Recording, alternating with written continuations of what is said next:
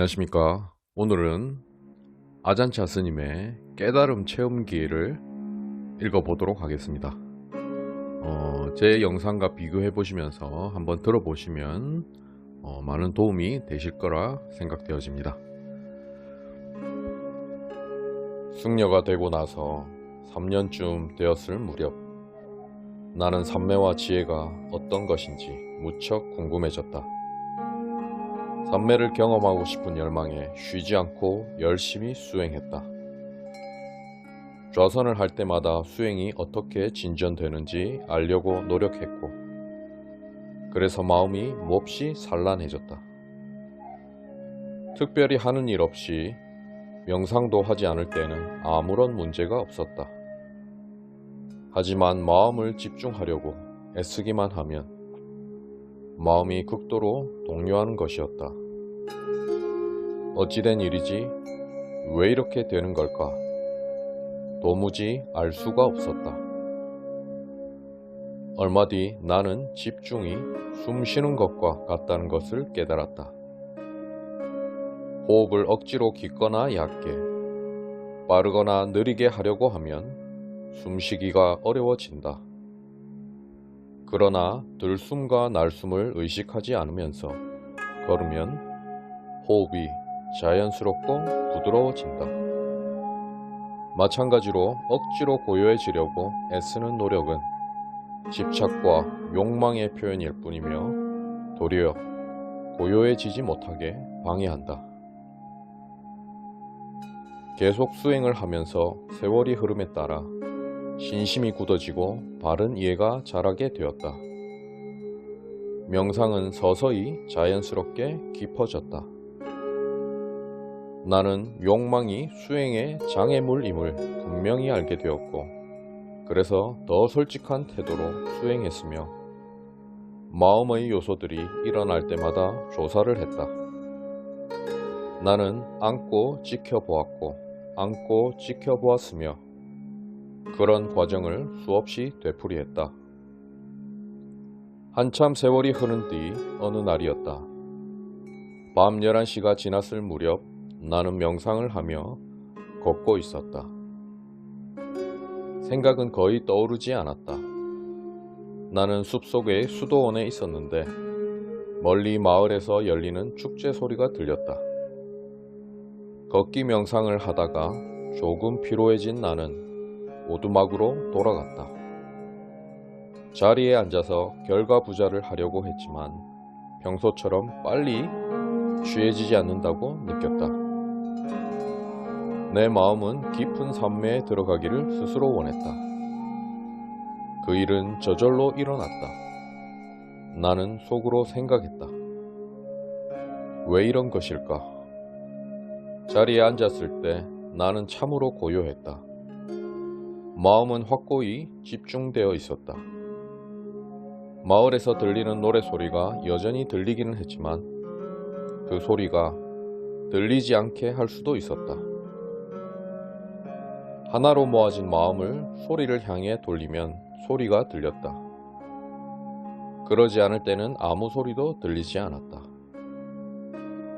소리가 다가오면 알아차리는 자를 바라보았는데 그것은 소리와 별개였다. 나는 생각했다. 이것이 바로 그것이다. 이게 아니라면 대체 무엇이 그것일 수 있겠는가? 여기에 있는 바리떼와 주전자가 별개이듯이 마음과 그 대상은 별개임을 볼 수 있었다. 마음과 그 소리는 조금도 연결되어 있지 않았다. 이런 식으로 계속 조사해 나갔고 결국 이해하게 되었다. 나는 무엇이 주체와 격체를 결합시키고 있는지를 보았고 그 연결이 끊어지자 참된 평화가 드러났다.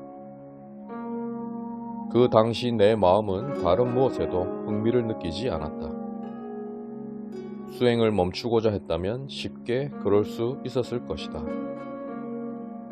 승려가 수행을 멈출 때에는 내가 게으른가, 피곤한가, 산란한가 하고 생각해 보아야 한다. 그러나 그때 내 마음에는 게으름이나 피로감이나 찬란함이 없었으며 모든 면에서 오직 완전하고 충족된 상태였다. 잠시 쉬기 위해 수행을 멈추었을 때 멈춘 것은 앉은 자세뿐이었다. 내 마음은 그대로였으며 움직이지 않았다.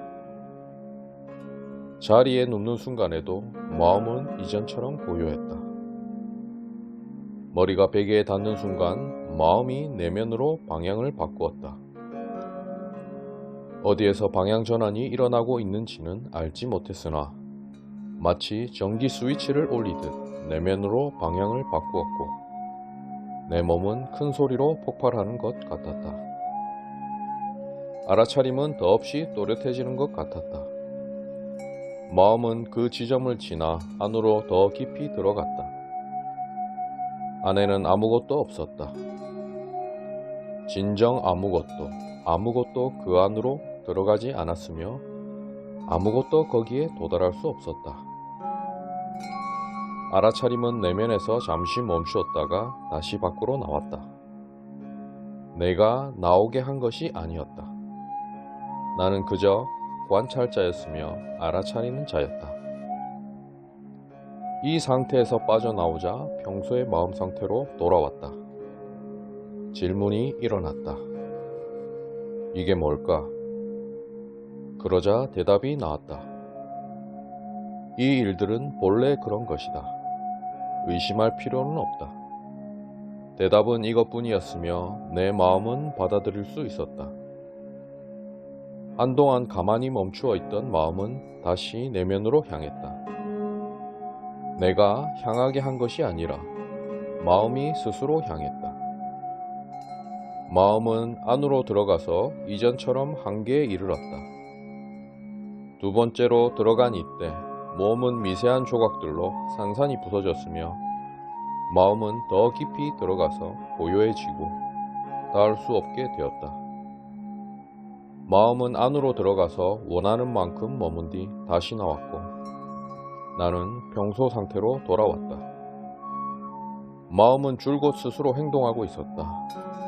나는 마음을 어떤 식으로 오고 가게 하려고 의도하지 않았다. 오로지 알아차리고 관찰했을 뿐이다. 나는 의심하지 않았다. 계속 앉아서 관찰해 나갔다. 마음이 세 번째로 안으로 들어갔을 때 온 세상이 부서져 버렸다. 땅, 풀, 나무, 산, 사람 모두가 빈 공간이었다. 남은 것은 아무것도 없었다. 마음은 안으로 들어가서 원하는 만큼 머물고 할 수 있는 만큼 오래 머문 뒤 다시 나와서 평소 상태로 돌아왔다. 나는 마음이 어떻게 머물렀는지 모른다. 그런 일은 알기도 어렵고 말하기도 어렵다. 비교하여 설명할 수 있는 것이 아무것도 없다. 이 세 가지 경험에 대해 무슨 일이 일어났다고 누가 말할 수 있겠는가? 누가 알 수 있겠는가? 그것을 무엇이라고 부를 수 있겠는가? 이제까지 내가 말한 것은 모두 마음의 성질에 관한 것이다. 마음의 요인이 어떠니 의식의 범주가 어떠니 얘기할 필요가 없다. 나는 굳은 믿음을 가지고 열심히 수행했으며 목숨까지 걸 각오가 되어 있었다. 그리고 이 체험을 한 뒤 온 세상이 바뀌었다. 모든 지식과 이해가 완전히 바뀌어 버렸다. 이런 나를 보고 미쳤다고 생각한 사람도 있을 것이다. 사실 알아차림을 강하게 단련하지 않았다면 미쳐버렸을지도 모를 일이다. 세상 모든 것이 예전과는 완전히 달랐기 때문이다. 하지만 실상 바뀐 것은 나밖에 없었고 그럼에도 나는 여전히 같은 사람이었다. 모두들 이런 식으로 생각할 때 나는 저런 식으로 생각했다. 모두들 이런 식으로 얘기할 때 나는 저런 식으로 얘기했다.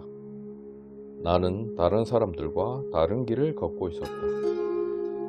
내 마음의 힘이 최고조에 달했을 때 그것은 기본적으로 마음의 에너지, 집중의 에너지였다. 이 체험은 삼매의 에너지 바탕에 두고 있었다. 삼매가 이 수준에 도달하면 윗바사나는 저절로 흐르게 된다. 만일 여러분이 이처럼 수행한다면 멀리 구할 필요가 없다. 도반들이여 왜 한번 시도해 보지 않는가? 강 저편으로 타고 갈 나룻배가 있다. 왜 그 속으로 뛰어들지 않는가? 진창이 더 좋은가? 나는 언제든지 노를 저어갈 수 있다. 그러나 그대를 기다리고 있다. 아잔차 스님의 오두막 중에서.